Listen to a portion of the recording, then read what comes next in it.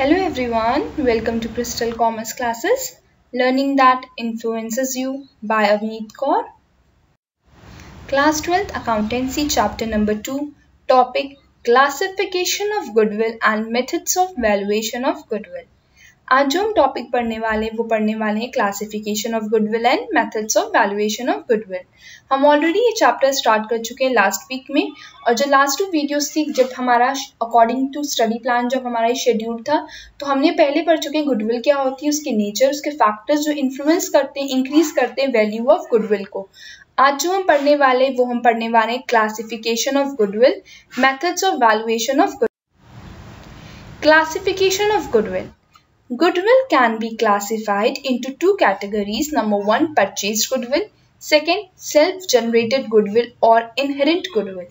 पहली goodwill कौन सी है हमारी? Purchased goodwill.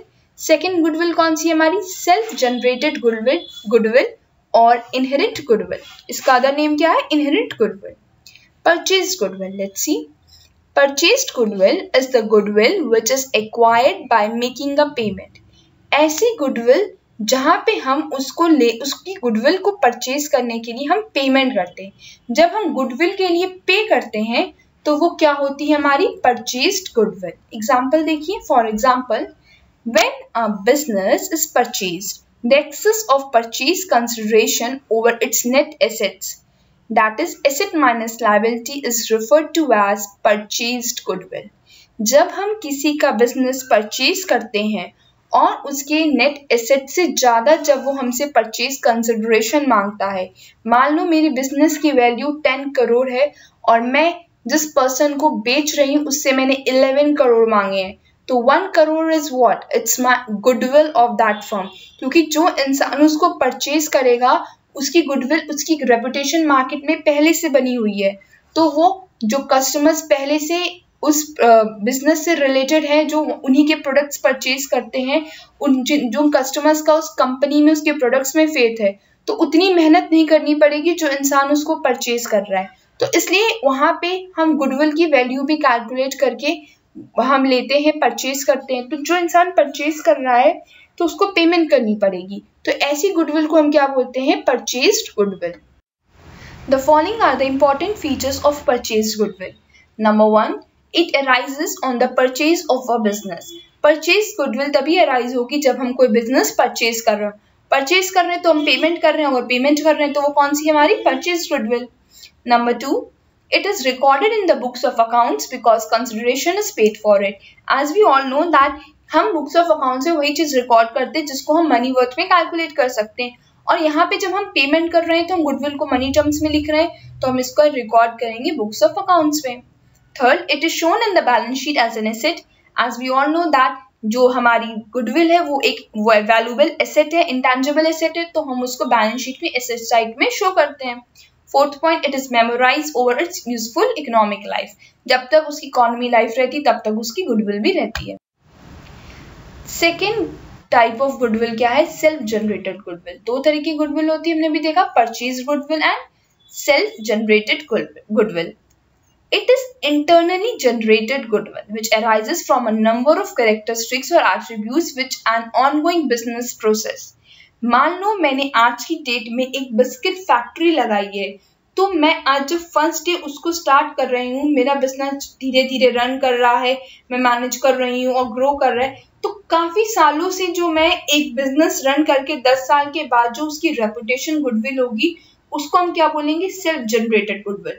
मैंने एक बिल्डिंग परचेज की, एक शॉप लिया, मान लो मैंने वहाँ पे अपना बिजनेस स्टार्ट किया, नया बिजनेस है, नया नाम है, मार्केट में एडवर्टीजमेंट कर करके मैंने बहुत सारी मेहनत करके उस बिजनेस को 10 साल के बाद एक ऐसी पोजीशन में रखा कि ऑल ओवर इंडिया में उसकी काफ़ी अच्छा एक गुडविल बना हुआ है, मेरे ब्रांड का एक नाम है, everyone like to have that product. तो अब क्या है? ये है मेरी self generated product, self generated goodwill, जो ऑन कोई बिजनेस प्रोसेस के साथ जनरेट हुई है goodwill.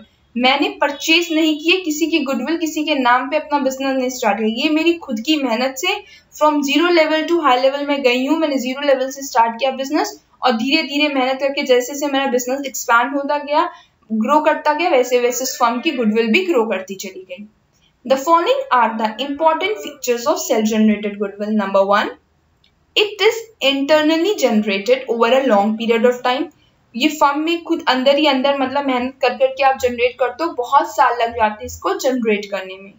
Second, a true cost can not be placed on this type of goodwill. हम ऐसे गुडविल पे ट्रू कॉस्ट को नहीं कैलकुलेट कर सकते. It's value depends on the subjective judgement of the valuer. ये डिपेंड करता है कि कैसा जजमेंट आपने पास किया, मतलब आपकी फर्म से रिलेटेड जो मैनेजमेंट है वो कैसा सब्जेक्टिव जजमेंट पास कर रही है. Number 3, as per accounting standard 26 intangible assets.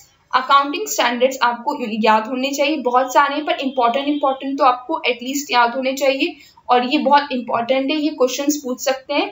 Accounting standard 26 किससे रिलेटेड है? इंटेंजिबल एसेट से. According as per accounting standard 26, that is intangible assets, it is not recorded in the books of accounts because consideration in monies or money's worth has not been paid for it. Obvious सी बात है, जहाँ पे हम payment नहीं कर रहे हैं किसी गुडविल की, जहाँ पे मनी वर्थ हम कैलकुलेट नहीं कर सकते, तो हम उसकी रिकॉर्डिंग भी अपने बुक्स ऑफ अकाउंट्स में नहीं कर सकते हैं. ये एज पर अकाउंटिंग स्टैंडर्ड 26 में लिखा गया है कि सेल्फ जनरेटेड गुडविल की एंट्री रिकॉर्डिंग हम बुक्स ऑफ अकाउंट्स में नहीं करते हो. क्यों नहीं करते हैं? क्योंकि मनी मेजरमेंट कंसेप्ट हम फॉलो करते हैं कि मनी और money's worth has not been paid for it. यहाँ पे मनी और मनी को हमने पे नहीं किया, पेमेंट नहीं हो रही है, कोई मनी में ट्रांजेक्शन नहीं हो रहा है, फाइनेंशियल ट्रांजेक्शन, तो हम क्या बोलते हैं, हम इसको रिकॉर्ड नहीं कर सकते. सिर्फ और सिर्फ परचेज गुडविल रिकॉर्ड होती है हमारी बुक्स ऑफ अकाउंट्स में. सेल्फ जनरेटेड गुडविल और इनहेरेंट गुडविल, जो अदर नेम है हमारा सेल्फ जनरेटेड गुडविल का, वो क्या है? Inherent goodwill. इसको हम बुक्स ऑफ अकाउंट्स में रिकॉर्ड नहीं करते हैं. Methods of valuation of goodwill. अभी तक हमने पढ़ लिया गुडविल में कि गुडविल क्या होती है, उसका नेचर कैसा है, फैक्टर्स क्या है, और आज हमने भी देखा क्लासिफिकेशन, 2 तरह की गुडविल होती है. अब हम आते हैं कि हम गुडविल को कैलकुलेट कैसे करते हैं, कैसे हमें पता चलता है एक फर्म की इतनी गुडविल है. Let's begin. It's very difficult to assess the value of goodwill as it is an intangible asset.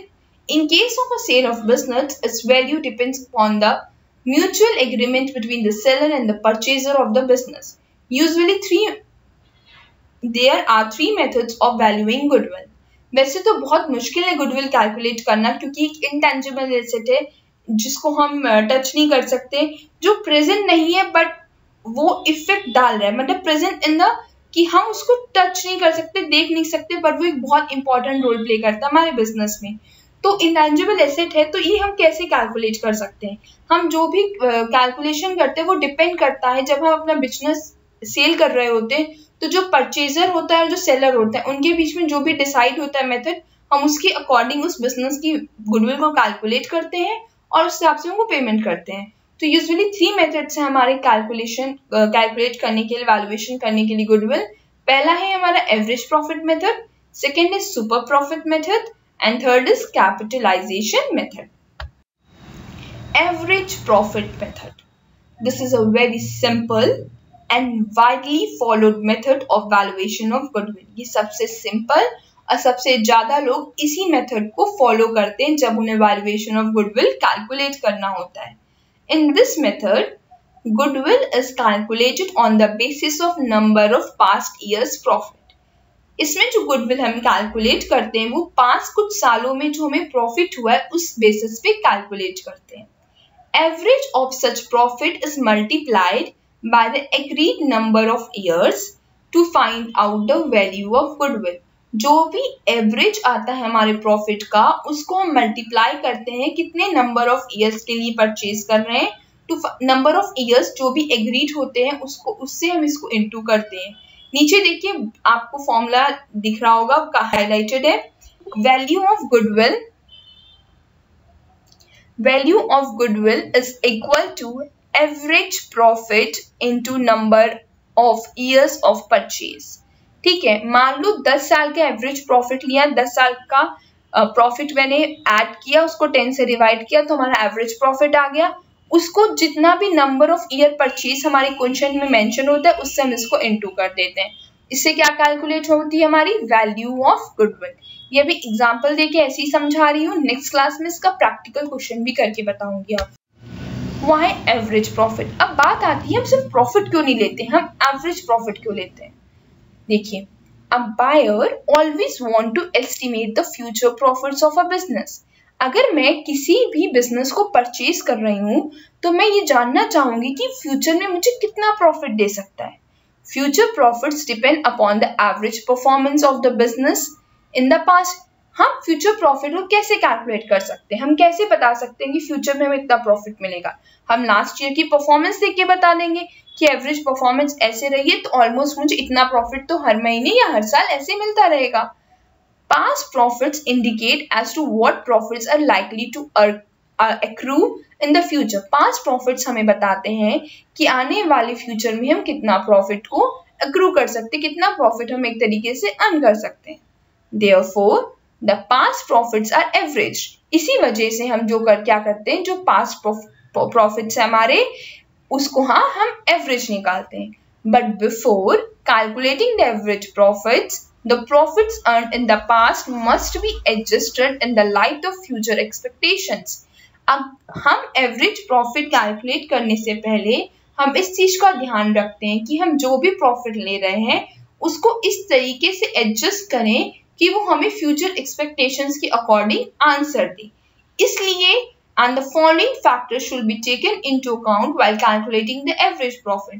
इसलिए कुछ पॉइंट्स का, कुछ फैक्टर्स का हमें ध्यान रखना पड़ता है जब भी हम एवरेज प्रॉफिट्स को कैलकुलेट करते हैं. Number 1, abnormal income of a year should be deducted out of the net profit of that year. abnormal income हो गई जो मेरे बिजनेस कोर्स का पार्ट नहीं है, पर हाँ किसी तरीके से वो हो गई हमें इनकम, तो वो ऐसी इनकम को हम क्या करते हैं, डिडक्ट कर देते हैं अपने नेट प्रॉफिट में से. Second, abnormal losses of a year should be added back to the net profit of that year.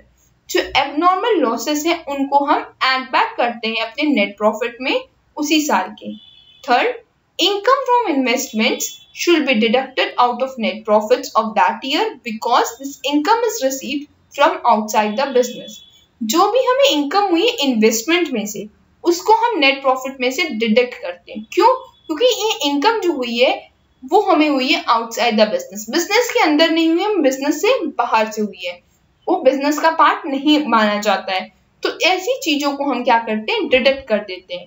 तो सिंपल तरीका इसको याद रखने का ये है कि सिर्फ और सिर्फ हम एबनॉर्मल लॉसेस को ऐड करते हैं, बाकी सब चीजों को हम डिडक्ट करते हैं. तो एक सिंपल ट्रिक हो गई आपको याद करने के लिए, पर लॉजिक और कंसेप्ट क्लियर होना बहुत जरूरी है क्योंकि कंसेप्ट बेसिस पे ही आपसे क्वेश्चंस एग्जाम में पूछे जाते हैं. आई होप आपको क्लियर हुआ होगा. आई होप आज की क्लास आपको अच्छी लगी होगी. अगर आपको आज की क्लास अच्छी लगी हो तो please like, subscribe and share करना और कमेंट करना मत भूलिएगा. आपको क्लास कैसी लगी? प्रेस द बेल आइकन, आपसे कोई भी न्यू वीडियो मिस नहीं होनी चाहिए.